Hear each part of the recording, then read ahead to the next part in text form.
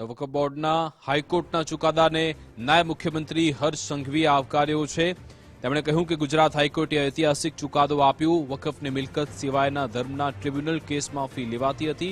વકફ property પાસે કોઈપણ પ્રકારની ફી નહોતી વસૂલાતી। હાઈકોર્ટે 150 જેટલા કેસમાં કોર્ટ ફી વસૂલવાનો નિર્ણય કર્યો। સાચા અર્થમાં બધા જ ધર્મને એક સમાન ન્યાય આપવાનું કામ થયું। હવે વકફ પ્રોપર્ટીની હાઈકોર્ટમાં ફ્રી રાઇડ પર રોક લગાવાઈ।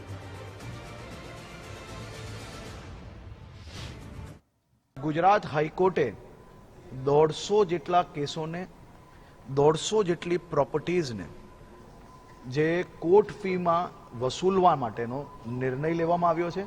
આ ઐતિહાસિક ચુકાદો છે।